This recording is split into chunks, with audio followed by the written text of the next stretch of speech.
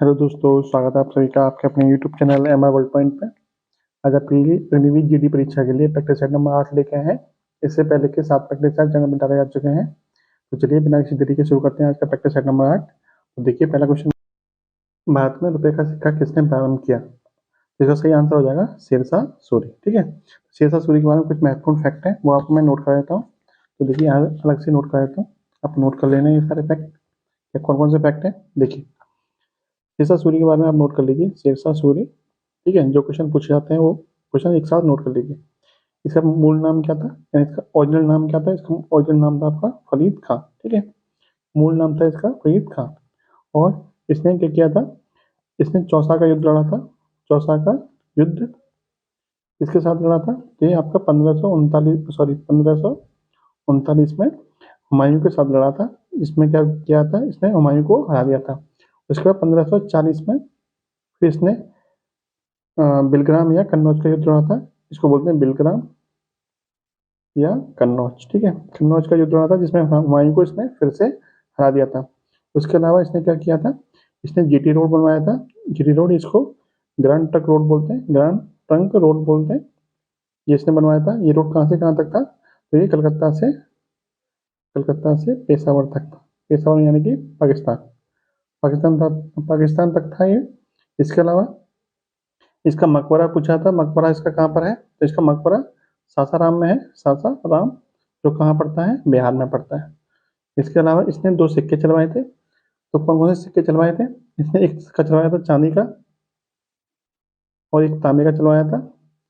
चांदी के सिक्के को रुपया बोला जाता है और तांबे के सिक्के को दाम बोला जाता है। ठीक है, तो ये सारे इंपॉर्टेंट फैक्ट हैं इसके बारे में जो आपको ध्यान रखना है। ठीक है, इसके अलावा आपके और ऑप्शन है जो कौन कौन से हैं? अलाउद्दीन खिलजी और मोहम्मद बिन तुगलक। तो अलाउद्दीन खिलजी के बारे में कुछ पॉइंट और नोट कर लीजिए आप। ठीक है, अलाउद्दीन खिलजी ने घोड़े दागने की प्रथा शुरुआत की थी। आपको लिख देता हूँ मैं सारे पॉइंट, आपको ध्यान रखने। देखिए, अलाउद्दीन खिलजी ने एक के बारे में इसने घोड़े दागने की प्रथा शुरू की थी, घोड़े दागने की प्रथा। उसके अलावा इसने बाजा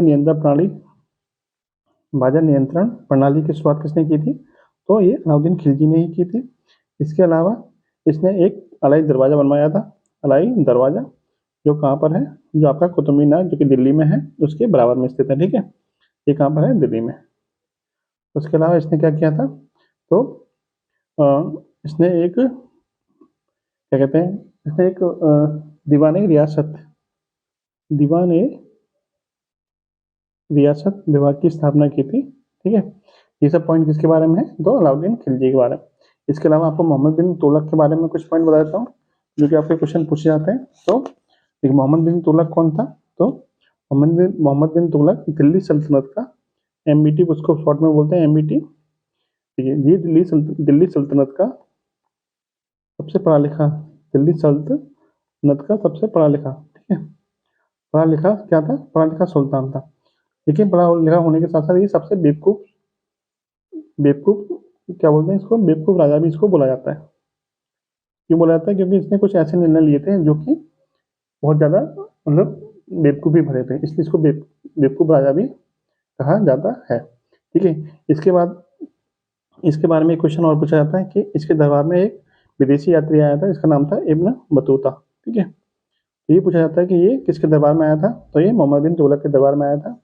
इब्न बतूता कहाँ का रहने वाला था? तो ये आपका मोरक्को का रहने वाला था। ठीक है, ये भी आप नोट कर लीजिए। और यदि बात करें इसके मोहम्मद बिन तुगलक के का मूल नाम क्या था, यानी ओरिजिनल नाम क्या था? तो उसका ओरिजिनल नाम था जौना खां।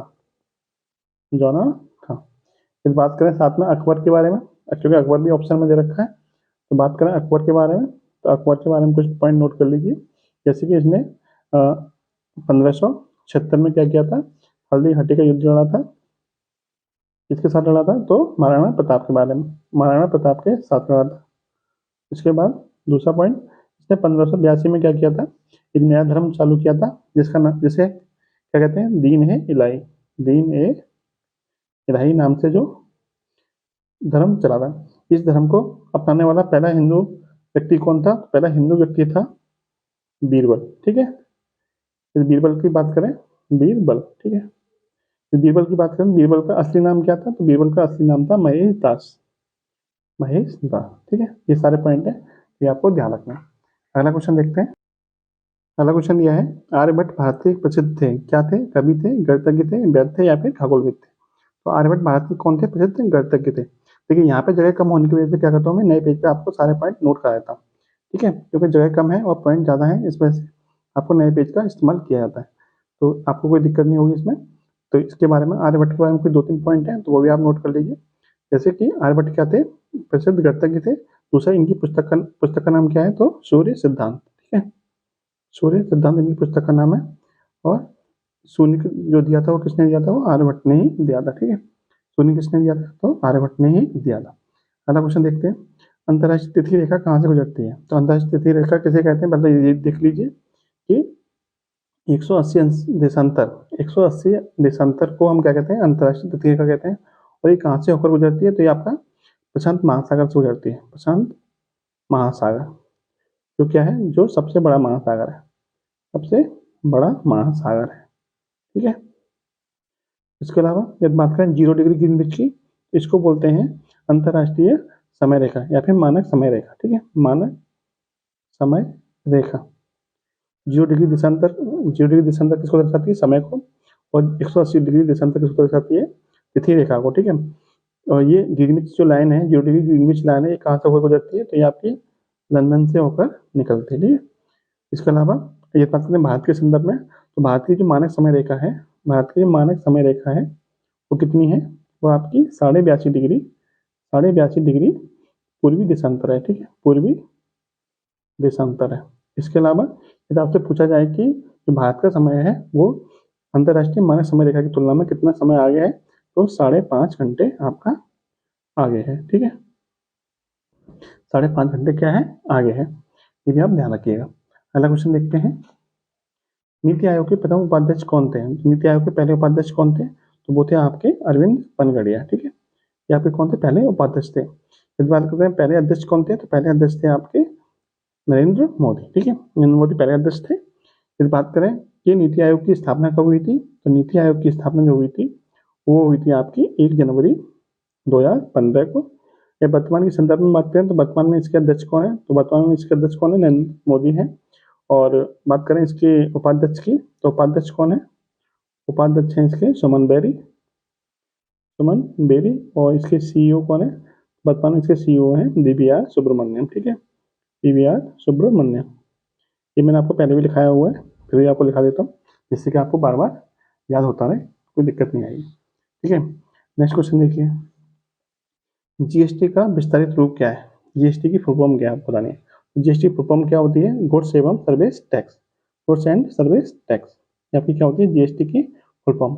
जीएसटी के बारे में कुछ चीज़ आप नोट कर लीजिए, जैसे कि जीएसटी क्या है? एक प्रकार का अप्रत्यक्ष कर है। ठीक है, अप्रत्यक्ष कर है। यदि आपसे पूछा जाए कि ये किस संविधान संशोधन के द्वारा लागू हुआ था, तो ये 101वें संविधान संशोधन के द्वारा लागू हुआ था। ठीक है, संशोधन के द्वारा लागू हुआ था।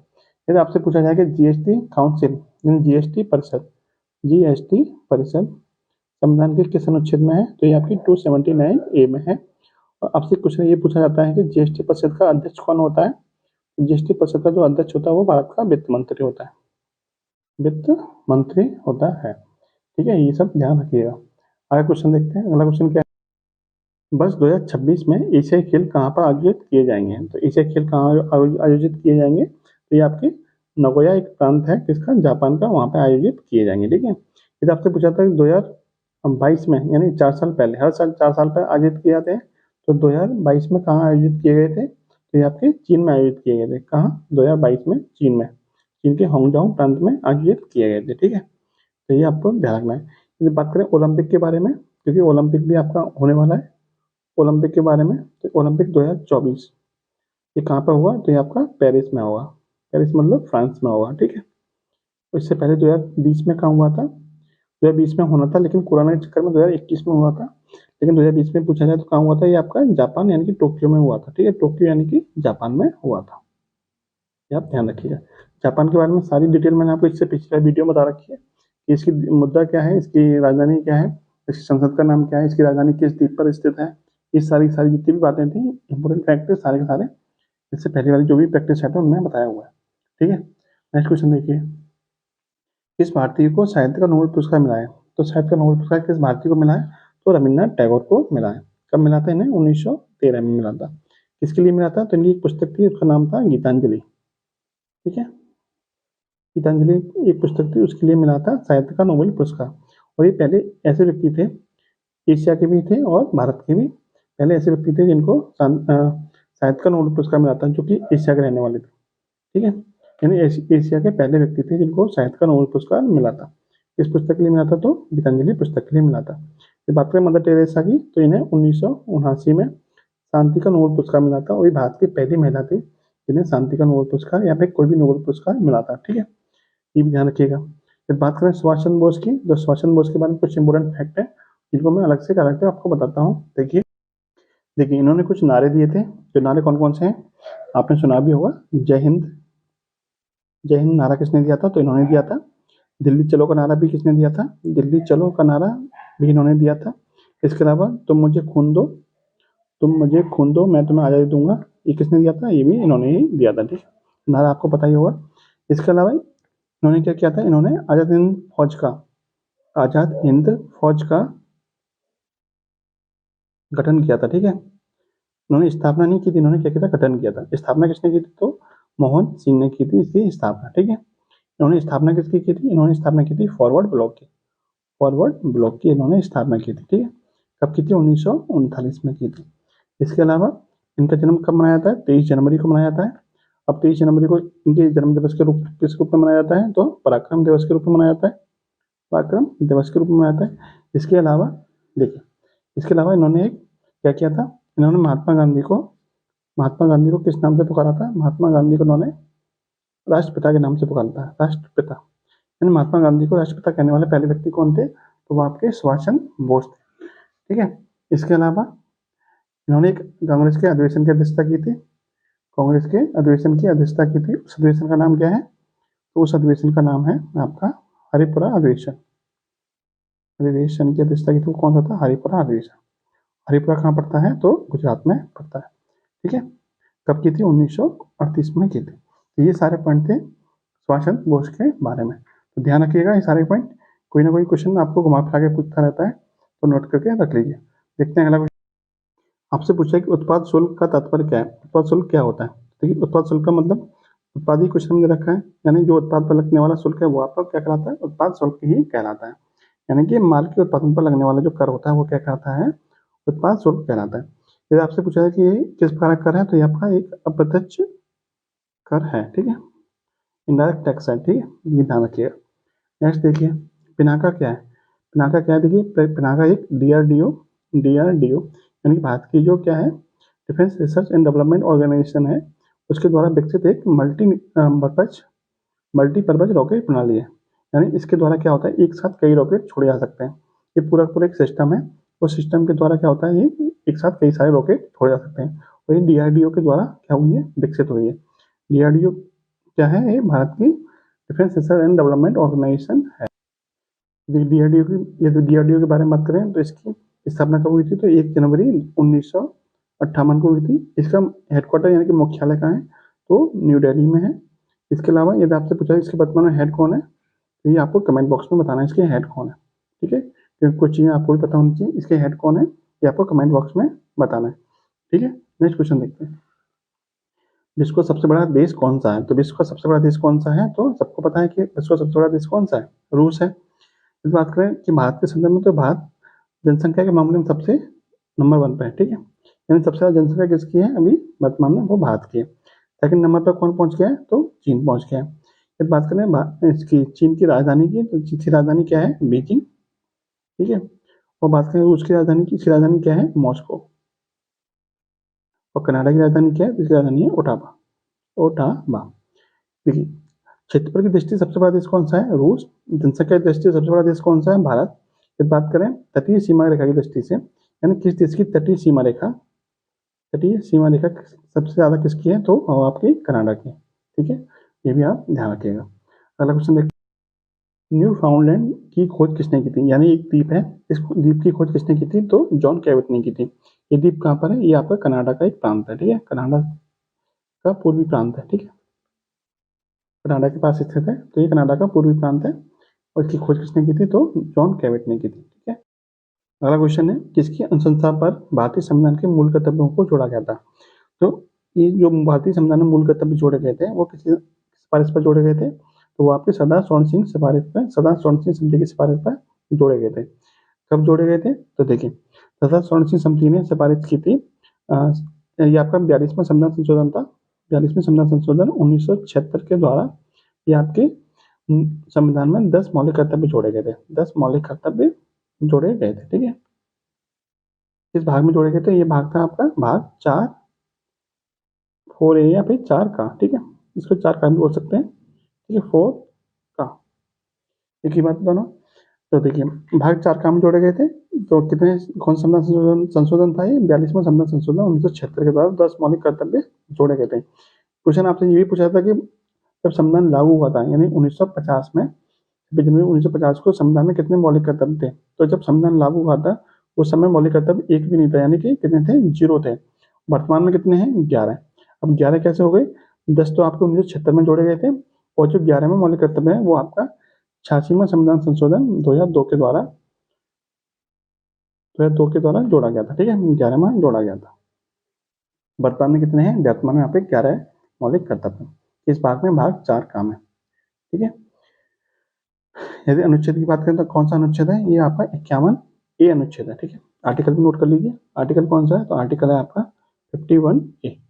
ठीक है, इसके अलावा बात करें संथानम रिपोर्ट की, तो संथानम रिपोर्ट का संबंध किससे है? ये आपका भ्रष्टाचार से संबंधित है। भ्रष्टाचार से संबंधित, भ्रष्टाचार निवारण से संबंधित जो रिपोर्ट थी वो किसकी थी? संथानम रिपोर्ट थी। ठीक है, इसके अलावा बात करें यदि अशोक मेहता रिपोर्ट की, तो अशोक मेहता ने द्विस्तरीय पंचायती राज की सिफारिश की थी। ठीक है, द्विस्तरीय पंचायती राज की सिफारिश की थी। यदि आपसे पूछा जाए कि त्रिस्तरीय पंचायती राज की सिफारिश किसने की थी? 3 स्तर वाले की, तो इसको मैं यहाँ लिख देता हूँ। देखिए, यहाँ लिख देता हूँ, इन 3 स्तर वाली पंचायत राज की सिफारिश किसने की थी? तो बलवंत राय मेहता समिति ने, बलवंत राय मेहता समिति ने इसकी सिफारिश की थी। ठीक है, ये दोनों क्वेश्चन अलग अलग पूछे जाते हैं, ये भी ध्यान रखिएगा। नेक्स्ट देखिए, अंतर्राष्ट्रीय न्यायालयों में न्यायाधीशों की कुल संख्या कितनी है? 10 है, 12 है, 15 या फिर 20? तो अंतर्राष्ट्रीय न्यायालयों में न्यायाधीशों की कुल संख्या कितनी होती है? 15 होती है। यदि आपसे पूछा जाता है कि प्रत्येक उसका न्यायाधीश का कार्यकाल कितना होता है, तो उसका कार्यकाल जो होता है वो आपका 9 वर्ष का होता है। फिर बात करें वर्तमान में क्या कोई भारत का न्यायाधीश इसमें कार्यरत है? तो वर्तमान में दलबीर भंडारी। कौन है? दलबीर भंडारी। दलबीर भंडारी इसमें क्या है? भारत के न्यायाधीश है। ठीक है, यदि इसका बात की जाए कि अंतर्राष्ट्रीय न्यायालय की स्थापना कब हुई थी, इसकी स्थापना हुई थी 1946 में। इसका हेडक्वार्टर यानी मुख्यालय कहाँ पे? तो द हेग में इसका मुख्यालय। द हेग कहाँ पड़ता है? तो वो पड़ता है नीदरलैंड में। ठीक है, और नीदरलैंड का पुराना नाम क्या था? वो नाम था हॉलैंड। नेक्स्ट क्वेश्चन देखिए, निम्न में से कौन सी रचना मुल्कराज आनंद की नहीं है? मुल्कराज आनंद कौन है? एक उपन्यासकार है, उपन्यासकार है। ठीक है, इनकी कौन सी रचना इनकी नहीं है? तो इनकी द अनटोल्ड स्टोरी इनकी नहीं है। ठीक है, ये रचना किसकी है? तो ये कॉल की है, एक मेजर है कॉल करके उनकी ये रचना है। ठीक है, और ये जो तीनों रचनाएं कुली, कन्फेशन ऑफ ए लवर और अनटचेबल, ये तीनों रचना किसकी है? मुल्कराज आनंद की। अगला क्वेश्चन देखिए, हरिप्रसाद चौरसिया एक प्रसिद्ध है। हरिप्रसाद चौरसिया कौन है? तो हरिप्रसाद चौरसिया एक क्या है? बांसुरी वादक है। और बात करें सितार वादक की, तो प्रसिद्ध सितार वादक कौन है? प्रसिद्ध सितार वादक है पंडित रविशंकर। पंडित रविशंकर। ठीक है, और प्रसिद्ध तबला वादक कौन है? तो तबला वादक थे आपके डॉक्टर जाकिर हुसैन। डॉक्टर जाकिर हुसैन प्रसिद्ध तबला वादक हैं। सेनाई वादक कौन थे? सबको पता है, बिस्मिल्लाह खां। बिस्मिल्लाह खां कौन थे? प्रसिद्ध सेनाई वादक थे। ठीक है, नेक्स्ट क्वेश्चन देखिए, अब आपके साइंस के क्वेश्चन आने वाले हैं। एक अंतरिक्ष यात्री पृथ्वी तल की तुलना में चंद्र तल पर अधिक ऊंची छलांग लगा सकता है, क्यों? क्योंकि देखिए, आपसे पूछा कि एक अंतरिक्ष यात्री पृथ्वी तल की तुलना में चंद्र तल पर अधिक ऊंची छलांग लगा सकता है, क्योंकि लगा सकता है क्योंकि चंद्रमा का गुरुत्वाकर्षण बल होता है, यानी चंद्रमा का जो जी होता है वो पृथ्वी के जी की तुलना में क्या होता है? 1/6 कम होता है। यानी चंद्रमा पर गुरुत्वाकर्षण बल का मान क्या होता है? कम होता है पृथ्वी की तुलना में। इसलिए क्या होता है कि वहां व्यक्ति छलांग ऊंची लगा सकता है। ऑप्शन नंबर डी क्या हो जाएगा आपका राइट आंसर। ठीक है, जी का मान क्या होता है? वहाँ पे 1/6 होता है पृथ्वी। इसका मतलब चंद्रमा पर भार क्या होगा? हमारा कम होगा, और पृथ्वी पर हमारा भार क्या होगा? ज्यादा होगा। क्योंकि डब्ल्यू बराबर क्या होता है, डब्ल्यू बराबर होता है mg। ठीक है, जी का मान अधिक है पृथ्वी पर, इसलिए पृथ्वी पर भार हमारा अधिक है, और जी का मान चंद्रमा पर कम है, इसलिए चंद्रमा पर हमारा भार क्या होगा, कम होगा। ठीक है, ध्यान रखिएगा। नेक्स्ट देखिए, गाड़ियों के पुर्जे किस बल के कारण घिस जाते हैं? तो जो घर्षण बल होता है उसके कारण घिस जाते हैं, यानी घर्षण बल के कारण क्या होता है, पुर्जे घिस जाते हैं। तो घर्षण बल को दूर करने के लिए, यानी घर्षण बल कम से कम लगे, इसके लिए क्या करते हैं, हम लुब्रिकेंट का प्रयोग करते हैं, यानी चिकनाई वाले पदार्थ होते हैं, इसको हम क्या कहते हैं, इसको हम इंग्लिश में लुब्रिकेंट कहते हैं, और हिंदी में आप वो कहते हैं क्या होता है वो ग्रीस बोलते हैं, और कहीं कहीं उसको मोबाइल बोलते हैं। ठीक है, मॉमी ऑयल बोलते हैं या फिर ग्रीस बोलते हैं। तो क्या करता है, वो घर्षण को कम कर देता है। ठीक है, जिससे कि क्या होता है, पुर्जों को नुकसान कम से कम हो। ठीक है, नेक्स्ट देखिए, द्रव की बूंद की आकृति गोलाकार होने का क्या कारण है? द्रव की बूंद की आकृति गोलाकार क्यों हो जाती है? क्योंकि उसका जो होता है पृष्ठ तनाव वो कम से कम रहता है। यही कारण होता है कि जो बरसात की बूंद होती है उसका आकार कैसा होता है, गोल हो जाता है। क्यों हो जाता है? क्योंकि पृष्ठ तनाव के कारण उसका आकार कैसा हो जाता है, गोल हो जाता है। क्योंकि जो गोला होता है उसका पृष्ठ तनाव सबसे कम होता है, यानी अदर शेप की तुलना में उसका पृष्ठ तनाव क्या होता है, सबसे कम होता है, इसलिए द्रव की जो बूंद होती है वो गोल हो जाती है। अगला क्वेश्चन देखिए, वातानुकूलन प्रणाली किसको नियंत्रित करती है? यानी जो एसी होती है वो किसको नियंत्रित करती है? तापमान को, आर्द्रता को, या फिर वायु वेग को? तो ये तीनों ही कंडीशन को क्या करती है, नियंत्रित करती है, यानी टेम्परेचर को भी कंट्रोल करती है, और जो आर्द्रता होती है यानी जो चिपचिपाहट होती है उसको भी नियंत्रित करती है, और आपको एसी को धीमा और तेज आप कर ही सकते हैं, इसका मतलब वायु के वेग को भी क्या करती है, वो नियंत्रित करती है। नेक्स्ट देखिए, एक टीवी सेट को संचालित करने के लिए टीवी रिमोट कंट्रोल निम्नलिखित में से किसका उपयोग करता है? यानी टीवी रिमोट कंट्रोल में कौन सी तरंग होती है? देखिए, वैसे तो अल्ट्रावायलेट तरंग जो होती है उनका प्रयोग होता है, यानी कि अवरक्त किरणों का प्रयोग होता है, अवरक्त किरणों का प्रयोग होता है, लेकिन ऑप्शन में है ही नहीं है। तो इसके अलावा जो सूक्ष्म तरंगें होती है, माइक्रोवेव्स जो होती हैं, उनका प्रयोग भी किया जाता है। ठीक है, वैसे तो ये वाला ऑप्शन होना चाहिए था, अवरक्त तरंग किरणें। ठीक है, अवरक्त तरंगों का। ठीक है, लेकिन ये नहीं है ऑप्शन में, इसलिए क्या हो जाएगा, ऑप्शन नंबर डी आपका राइट आंसर हो जाएगा। ठीक है, यदि आपको ये ऑप्शन मिले तो आपको ये लगाना है। ठीक, इससे ज़्यादा बेटर ऑप्शन कौन सा होगा, आपका ये वाला ऑप्शन होगा। नेक्स्ट देखिए, परमाणु की प्रभावी त्रिज्या कितनी होती है? तो परमाणु की प्रभावी त्रिज्या होती है वो कितनी होती है, 1 एंगस्ट्रॉम होती है। 1 एंगस्ट्रॉम होती है, 1 एंगस्ट्रॉम बराबर कितना होता है, 10⁻⁻10 मीटर। ठीक है, ऑप्शन नंबर सी क्या हो जाएगा आपका राइट आंसर। निम्न में से कौन से अक्रिय गैस है? हीलियम, नियोन, आर्गन, या फिर ये सभी? तो ये तीनों की तीनों गैस कैसी हैं, अक्रिय गैस है, इनको नोबल गैस भी कहा जाता है। ठीक है, ये गैस किसी दूसरी गैस के साथ में क्या करती है, रिएक्शन नहीं करती है। इसी वजह से क्या होता है कि जो एरोप्लेन के टायर होते हैं उनमें क्या होता है, उनमें यही गैसें भरी जाती है। ठीक है, जो एरोप्लेन के टायर होते हैं उनमें यही वाली गैसें भरी जाती है, जिसकी वजह से क्या होता है, वो रिएक्शन नहीं करती है। ठीक है, नेक्स्ट क्वेश्चन देखिए, लोहे के पाइपों को जंग से बचाने के लिए अक्सर उन पर जस्ते की एक परत चढ़ा दी जाती है, ये प्रक्रिया क्या कहलाती है? तो ये प्रक्रिया क्या कहलाती है आपको बताना है। इसका आंसर क्या हो जाएगा, तो ऑप्शन नंबर ए का आंसर हो जाएगा, यानी जस्तीकरण कहते हैं। यानी लोहे के ऊपर किसकी परत चढ़ाती है, जिंक की, गैलियम की परत क्या क्या होता है, चढ़ा दी जाती है, जिसकी वजह से क्या होता है, उस पर जंग नहीं लगती है। अब आपको एक क्वेश्चन का आंसर बताना है कमेंट बॉक्स में, यदि किसी लोहे के ऊपर जंग लग जाती है, ठीक है, तो जंग लगने के बाद उस लोहे के पाइप का या फिर जो भी लोहे का वस्तु है उसका वजन बढ़ेगा या फिर घटेगा, ये आपको कमेंट बॉक्स में बताना है कि जंग लगने के बाद उस वस्तु का जो वजन होता है वो बढ़ता है या घटता है।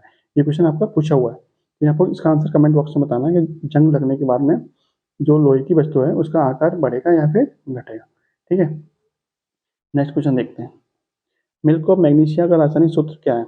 MgO, MgOH का वोल्टाइज, या HgBr, या फिर Cu2O? तो मिल्क ऑफ मैग्नीशिया का रासायनिक सूत्र क्या होता है, MgOH का वोल्टाइज, इसको मैग्नीशियम हाइड्रोक्साइड भी कहा जाता है। ठीक है, मैग्नीशियम हाइड्रोक्साइड भी कहा जाता है। ठीक है, नेक्स्ट क्वेश्चन देखते हैं, वायुमंडल में ऑक्सीजन का प्रतिशत कितना है? तो वायुमंडल में ऑक्सीजन कितने परसेंट है, तो 21% ऑक्सीजन है। क्योंकि बात करें नाइट्रोजन की, तो नाइट्रोजन कितनी है, 78%। इसके बाद तीसरे नंबर पर आती है आपकी आर्गन 0.9%, फिर आती है आपकी CO2 जो कि कितनी है 0.03%। ठीक है, ये सारे परसेंटेज आप ध्यान रखिएगा। नेक्स्ट क्वेश्चन है, कोशिका गतिविधियां किसके द्वारा नियंत्रित की जाती हैं? तो देखिए, कोशिका के अंदर एक आपका क्या होता है, केंद्रक, और केंद्रक ही क्या करता है, सारी गतिविधियों को नियंत्रित करता है। केंद्रक को इंग्लिश में क्या कहते हैं, न्यूक्लियस। तो इसका राइट आंसर क्या हो जाएगा, न्यूक्लियस। फिर बात करें माइटोकॉन्ड्रिया की, तो माइटोकॉन्ड्रिया क्या कहते हैं, पावर हाउस ऑफ सेल, यानी कि ऊर्जा ग्रह। ऊर्जा ग्रह किसको बोलते हैं? तो माइटोकॉन्ड्रिया को बोला जाता है। यानी यही क्या करता है? खाना बनाता है। किसके लिए? सेल के लिए, यानी कोशिका के लिए। खाने की ऊर्जा की व्यवस्था कौन करता है? तो माइटोकॉन्ड्रिया कहते हैं। इसको पावर हाउस कह सकते हैं, इसे या फिर ऊर्जा ग्रह भी कहा जाता है। ठीक है, नेक्स्ट क्वेश्चन क्या है? किस अंग के दोषपूर्ण कार्य करने से मधुमेह रोग हो जाता है? यानी ऐसा कौन सा अंग है बॉडी का जो काम नहीं करे ढंग से तो हमें डायबिटीज हो जाएगी, मधुमेह यानी कि डायबिटीज रोग हो जाएगा। तो देखिए डायबिटीज हमें होता क्यों? कि हमारे शरीर के अंदर एक क्या होता है? एक हार्मोन पाया जाता है। क्या होता है? एक हार्मोन, इंसुलिन। इसका नाम क्या है? इंसुलिन। ये हार्मोन कम निकलता है, जिसकी वजह से क्या होता है? हमारे शरीर के अंदर जो शुगर का लेवल है, यानी कि जो ग्लूकोज है, वो आपका क्या होता है? हमारे ब्लड में घुलने लग जाता है। ब्लड के अंदर चला जाता है, वो हमारे ब्लड में क्या होता है? घुलने लगता है। ब्लड में घुलने की वजह से क्या होता है? ब्लड गाढ़ा हो जाता है और उसमें शुगर की मात्रा बढ़ने लगती है, जिसकी वजह से क्या होता है? मधुमेह रोग होने लगता है। यदि इंसुलिन आपका सही तरह से बन रहा है तो हमें क्या होगा? डायबिटीज रोग नहीं होगा। तो ये इंसुलिन हमारा किस अंग से निकलता है? तो ये इंसुलिन हमारा अग्न्याशय से निकलता है, यानी कि इसको बोलते हैं पैनक्रियाज। इंग्लिश में क्या बोलते हैं? पैनक्रियाज। और ये हिंदी में बोलते हैं अग्न्याशय। अग्न्याशय की बीटा सेल से आपका क्या कौन सा? अग्न्याशय की बीटा सेल से, यानी बीटा कोशिका होती है।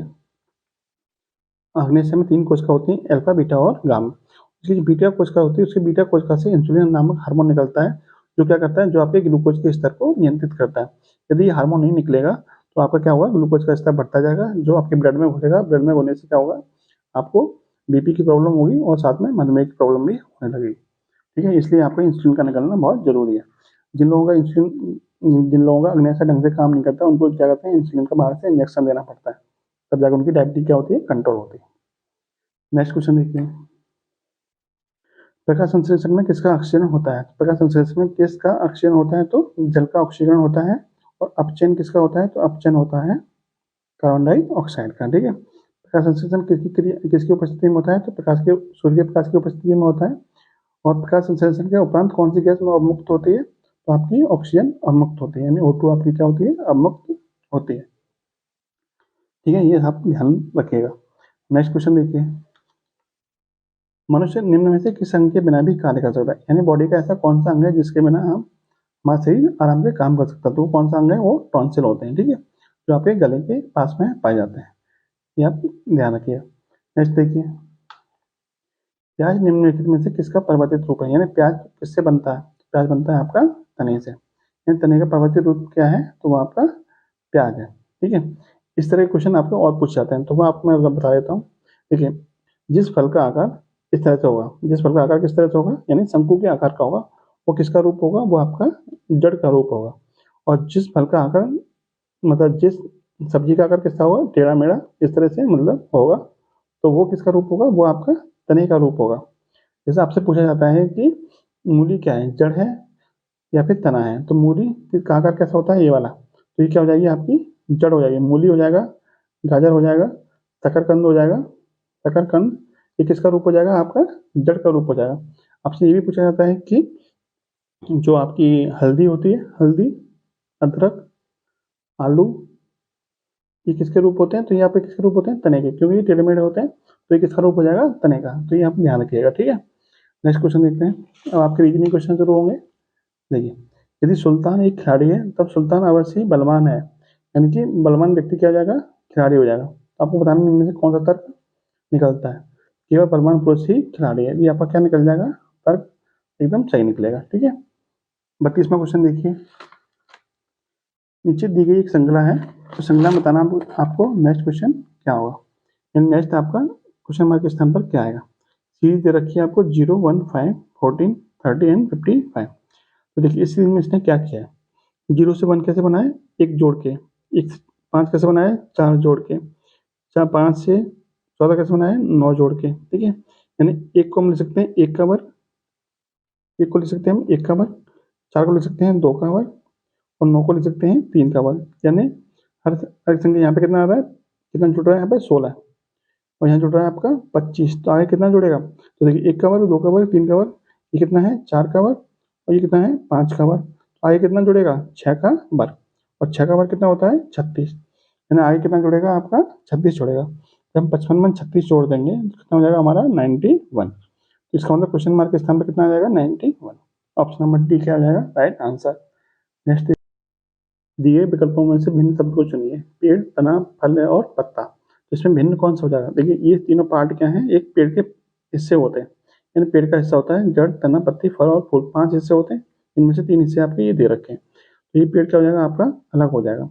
यानी ये तो आपकी पार्ट हो गए, ये पूरा का पूरा वो हो गया, पेड़ हो गया, तो इनमें अलग कौन सा हो जाएगा आपका? पेड़ इसमें अलग हो जाएगा। ठीक है, नेक्स्ट देखिए, क्वेश्चन दिया है कि कली का संबंध फूल से है तो बीज का संबंध किससे होगा? तो कली किसमें कन्वर्ट होती है? फूल में। तो बीज किसमें कन्वर्ट होता है? पादप में।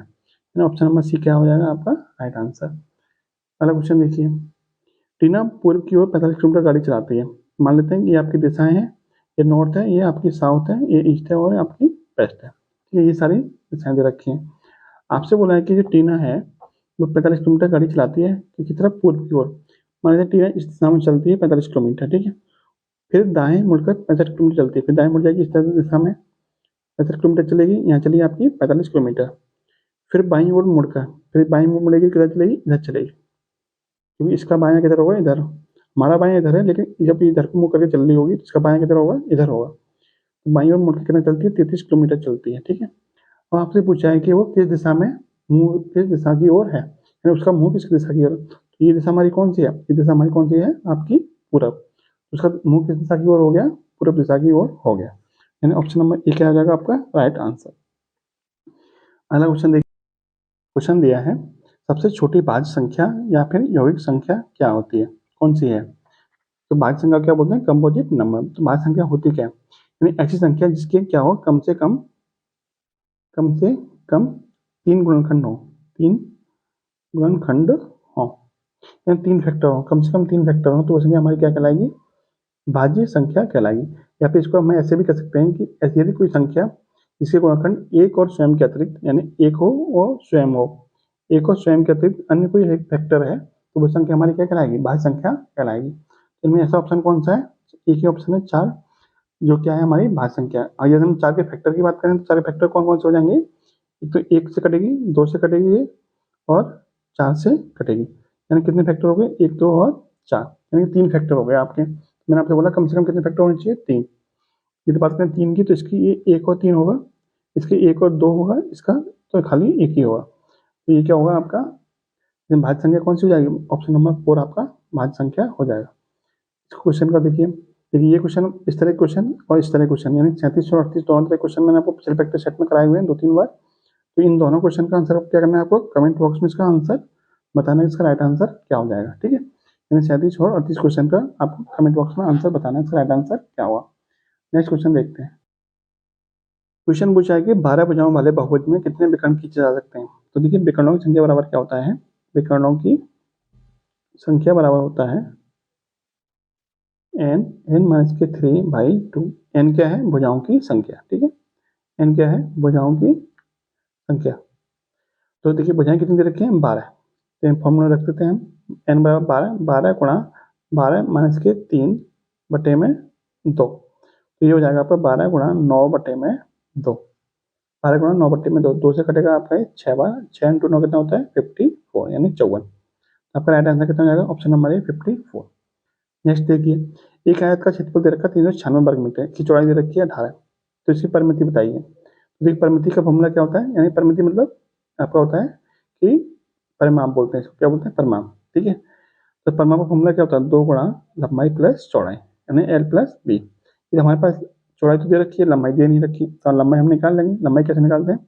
क्योंकि आयत का क्षेत्रफल बराबर क्या होता है? क्षेत्रफल बराबर होता है लंबाई गुणा चौड़ाई। ठीक है, लंबाई गुणा चौड़ाई। क्षेत्रफल दे रखा है 396, लंबाई हमें निकालनी है, चौड़ाई दे रखी है 18, 18 से कटेगा आपका ये 22 बार, हमारी लंबाई कितनी निकल के आ गई?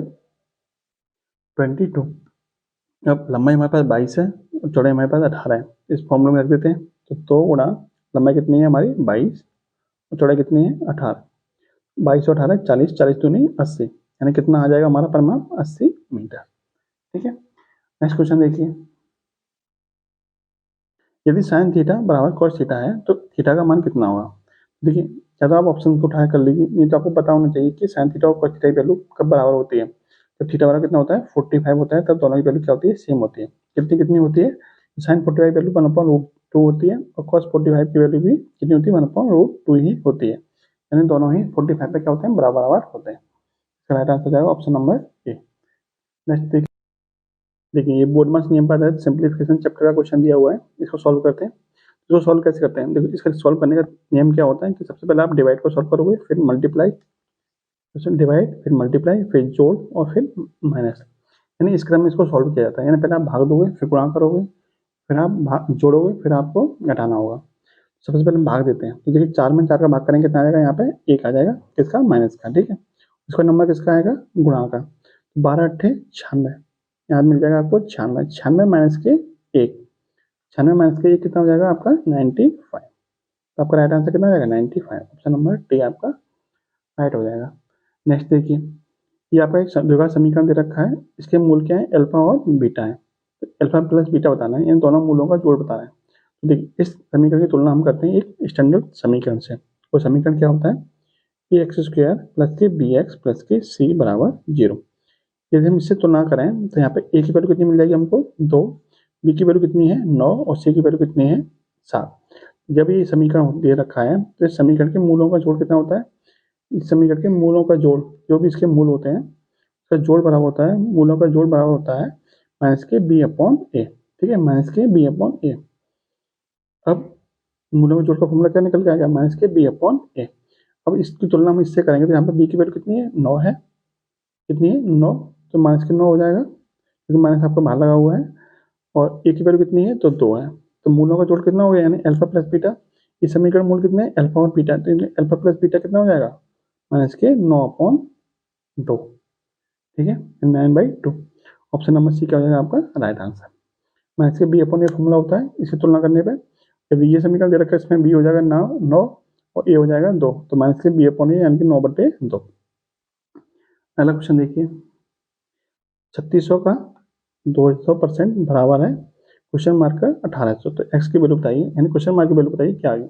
हम क्वेश्चन मार्क की जगह मान लेते हैं एक्स है, तो देखिए इसको सॉल्व कैसे करें, क्योंकि मैंने अलग से लिखा हुआ है क्वेश्चन, मैंने क्वेश्चन मार्क की जगह कितना मान लिया, एक्स मान लिया। इसको सॉल्व करते हैं, तो एक का मतलब क्या होता है, गुणा होता है, यानी 3600 का गुणा का की जगह कितना आ जाएगा, गुणा आ जाएगा 200%, और परसेंटेज हटाएंगे तो कितना बटे में कितना आ जाएगा 100, बराबर है एक्स गुणा 1800। इसको सॉल्व करके एक्स की वैल्यू निकालनी है, एक्स की वैल्यू कितनी आएगी, तो देखिए 2 जीरो से 2 जीरो खत्म, उसके बाद इन 2 जीरो से ये बार 2 जीरो भी खत्म, 18 से कटेगा ये आपका 2 बार, और 2 × 2 कितना होता है 4, एक्स बराबर कितना निकल के आ गया यहाँ से 4। एक्स का आंसर कितना आएगा, मतलब ऑप्शन का आंसर कितना आएगा, ऑप्शन नंबर डी यानी कि 4 इसका राइट आंसर हो जाएगा। अब आपसे पूछा है कि 40 रुपए की वस्तु को 60 रुपए में बेचने में कितना लाभ होगा, कितने प्रतिशत का लाभ होगा। तो देखिए लाभ बराबर क्या होता है, विक्रय मूल्य माइनस के क्रय मूल्य, यानी लाभ हो जाएगा 60 में से 40 घटाएंगे तो 20 रुपये का लाभ हो जाएगा। अब प्रतिशत में लाभ पूछा तो कितने प्रतिशत का लाभ होता है, प्रतिशत लाभ बराबर होता है लाभ यानी कि 20 रुपये बटे में क्रय मूल्य यानी कि 40 रुपये गुणा 100। लाभ प्रतिशत का फॉर्मूला क्या होता है, लाभ बटे में क्रय मूल्य गुणा 100, तो ये हो जाएगा आपका 20 दूनी 40 और 2 से कटेगा आपका 50 बार, यानी कितने परसेंट का लाभ हो जाएगा आपका 50% का। ऑप्शन नंबर सी क्या हो जाएगा आपका राइट आंसर। नेक्स्ट देखिए 2 4 6 एक्स तथा 3 का समांतर माध्य कितना है 4 है, तो एक्स का मान बताइए। देखिए समांतर माध्य बराबर क्या होता है, समांतर माध्य बराबर होता है कुल योग बटे में संख्या, ठीक है, कुल योग बटे में संख्या। तो देखिए समांतर माध्य आपको कितना दे रखा है 4, 4 बराबर हो जाएगा कुल योग, यानी इन सबका जोड़ कर लीजिए, तो 2 + 4 यानी 6, 6 और 6 12, 12 और 3 15, 15 प्लस एक्स यानी कि 15 प्लस के एक्स बटे में संख्या कितनी है 1 2 3 4 5, 5 से क्या कर देंगे भाग। इसको सॉल्व करते हैं, 5 चौक 20, 5 गुणा इधर होगा कितना हो जाएगा 5 चौक 20, यानी कि 20 बराबर 15 प्लस के एक्स, 15 इधर जाएगा तो माइनस का होगा, यानी 20 माइनस के 15 कितना हो जाएगा 5, 5 बराबर एक्स। तो एक्स की वैल्यू आपको कितनी मिल गई 5 मिल गई, एक्स का ही मान पूछा था आपसे, कितना हो जाएगा एक्स का मान हो जाएगा 5, ठीक है। नेक्स्ट क्वेश्चन देखिए 75 को छोटी से छोटी किस संख्या से गुणा किया जाए कि प्राप्त संख्या पूर्ण वर्ग हो जाए। तो यह आपको बताना है कि 75 को ऐसी कौन सी छोटी छोटी संख्या से गुणा किया जाए कि प्राप्त संख्या आपकी पूर्ण वर्ग निकल के आए। देखिए हमको क्या करना पड़ेगा, 75 के पहले गुणनखंड करने पड़ेंगे। 75 को हम और क्या लिख सकते हैं, 75 को हम लिख सकते हैं कि 3 गुणा 5 गुणा 5, ठीक है, यानी 25 दिया 75, 75 की इस तरह से फैक्टर कर सकते हैं। आपसे पूछा है कि छोटी से छोटी किस संख्या से गुणा किया जाए कि पूर्ण वर्ग संख्या बन जाए। देखिए इसके फैक्टर में ये तो दो पूर्ण वर्ग संख्या दे रखी है, यानी 5 गुणा 5 दे रखा है, तो जोड़ा में किसकी कमी पड़ रही है? 3 का जोड़ा बनाने के लिए हमें 3 की ही कमी पड़ रही है। इसका मतलब हम इसमें 3 का गुणा और कर दें, 3 का गुणा और कर देंगे तो हमारा क्या बन जाएगा? पूर्ण वर्ग संख्या बन जाएगी। कैसे बन जाएगी पूर्ण वर्ग संख्या? क्योंकि 5 इंटू 5 कितना होता है? 25। 25 का वर्गमूल पूरा निकल के आ जाएगा, और 3 इंटू 3 कितना होता है? 9। 9 का वर्गमूल भी आपका पूरा पूरा निकल के आ जाएगा।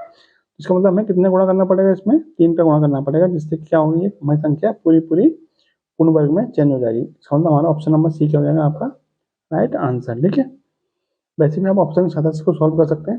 यदि हम 75 में 1 का गुणा करेंगे तो हमें 75 ही मिलेगा, जो कि पूर्ण वर्ग संख्या नहीं होती है। 2 का गुणा करेंगे तो 300 हो जाएगा, 300 भी पूर्ण वर्ग संख्या नहीं होती है।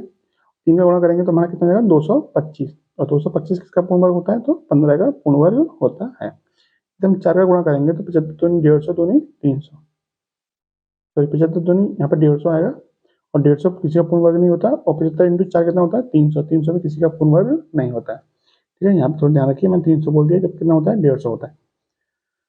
नेक्स्ट क्वेश्चन देखिए, किस वार्षिक दर से 1 रुपया 40 वर्षों में 9 रुपया हो जाएगा? देखिए मान लीजिए हमारे पास 1 रुपया था, और 40 वर्षों में कितना हो गया? 9 रुपये हो गया। ठीक है, यही बोला है इसने क्वेश्चन में। तो हमें ब्याज कितना मिला? ब्याज बराबर क्या होता है? निश्चित माइनस के मूलधन। इसका मतलब हमें ब्याज जो मिल गया कितना मिला? 9 माइनस के 1, यानी कि 8 रुपये में ब्याज मिल गया। यानी 1 रुपये यदि हमारा 9 रुपया हो रहा है तो हमें ब्याज कितना रुपये मिल रहा है? 8 रुपये ब्याज मिल रहा है। कितने साल में मिल रहा है? 40 साल में मिल रहा है। और दर पूछिए, दर कितने परसेंट की है? देखिए ब्याज बराबर क्या होता है? ब्याज बराबर यानी कि 8 बराबर मूलधन। मूलधन हमारा कितना था? 1 था। सर हमने आर मान ली, मैं कितना है? 40 साल बटे में कितना आ जाएगा? 100। क्योंकि साधारण ब्याज का फॉर्मूला क्या होता है? मूलधन गुणा दर गुणा समय बट्टे में 100। ठीक है, इसको सॉल्व कर लेते हैं। देखिए 40 20 से कटेगा 2 बार, 20 से कटेगा 5 बार, 2 से कटेगा 4 बार, और 4 इंटू 5 कितना हो जाएगा? 20। तो आर बराबर कितना आ जाएगा? 20%। ठीक है, आर की वैल्यू कितनी आ जाएगी? 20%। ऑप्शन नंबर सी क्या हो जाएगा आपका राइट आंसर। नेक्स्ट क्वेश्चन देखिए, यदि x अनुपात y बराबर 5:2 है, तो x 8x प्लस 9y अनुपात 8x प्लस 2y इसके बराबर होगा। तो देखिए इसको मैं आपको नई तरीके से बताता हूँ, अच्छी तरह से समझ में आएगा आपको। देखिए आपको कुछ दिया है x अनुपात y बराबर 5:2। तो देखिए x अनुपात y का मतलब होता है x बटे में y, बराबर दे रखा है 5:2 यानी 5 बटे में 2। इसका मतलब ये होता है कि x की वैल्यू कितनी है? 5, और y की वैल्यू कितनी है? 2। यानी x बराबर आपको 5 रखना है, और y बराबर कितना रखना है? 2 रखना है आपको। आपसे पूछा है कि 8x प्लस 9y और 8x प्लस 2y का अनुपात बताइए, अनुपात कितना होगा? देखिए इसको सॉल्व करते हैं। देखिए आपको दे रखा है 8x प्लस के 9y बटे में 8x प्लस के 2y, इसका अनुपात बताना है, इसका अनुपात कितना निकल कर आएगा। तो देखिए x बराबर आपको कितना रखना है? x बराबर रखना है आपको 5, और y बराबर कितना रखना है? y बराबर रखना है आपको 2। तो रखते हैं, देखिए यहाँ हो जाएगा आपका 8 गुणा 5 प्लस के 9 गुणा 2 बटे में 8 गुणा 5 इसके 9 2 गुणा 2। ठीक है, इसको सॉल्व करते हैं। 8 पंजे 40 और 9 दूनी 18, 40 प्लस 18 कितना हो जाएगा आपका? 58 बटे में 8 पंजे 40 और 2 दूनी 4, 40 प्लस 4 कितना हो जाएगा? 44। 2 से काटिए 22 बार, और 2 से काटिए 29 बार, यानी कितना हो जाएगा आपका? 29 बटे में 22। 29 बटे में 22। इसको हम अनुपात में रूप में लिखेंगे तो कैसे लिखेंगे? इसको हम लिख सकते हैं 29:22। 29:22, ये आपका क्या हो जाएगा राइट आंसर, क्योंकि अनुपात में ही आपको दे रखा है, यानी आपको अनुपात में ही तो पूछा है। दोनों का अनुपात कितना होगा? दोनों का अनुपात कितना हो जाएगा? 29:22। ऑप्शन नंबर सी क्या हो जाएगा आपका राइट आंसर। और ये है आज का लास्ट क्वेश्चन। कमेंट बॉक्स में जरूर बताइएगा कि वीडियो आपको कैसी लगी। अच्छी लगी तो लाइक कीजिए, चैनल को अभी तक सब्सक्राइब नहीं किया तो सब्सक्राइब कर लीजिए। आपको इसी तरह की महत्वपूर्ण वीडियो आपको मिलती रहेगी। देखिए लास्ट क्वेश्चन में आपको करवाता हूँ। क्वेश्चन में दिया है कि एक रेलगाड़ी नई दिल्ली से रेलवे स्टेशन से प्रातः 10:50 पर चलती है। गति कितनी है? 80 किलोमीटर प्रति घंटे गति से चलती है, और 120 किलोमीटर दूरी तय करनी है, तो कितना समय लगेगा? यानी कब पहुंच जाएगी आप? जरा ये बताइए, यदि वो उसकी गति 80 किलोमीटर प्रति घंटा की है तो 120 किलोमीटर दूरी तय करने में उसे कितना समय लगेगा? तो समय बराबर क्या होता है? समय बराबर दूरी बट्टे 4, यानी 120 बट्टे में 80, दूरी बट्टे 4। सॉल्व करेंगे 40 दूनी 80, और 40 दिया 120, यानी 3/2 का मतलब होता है 3/2 का मतलब होता है 1.5 घंटे। 1/2 घंटे, यानी कि कह सकते हैं आप 1.5 घंटे। 1.5 घंटे का मतलब होता है कि 1 घंटा 30 मिनट। ठीक है।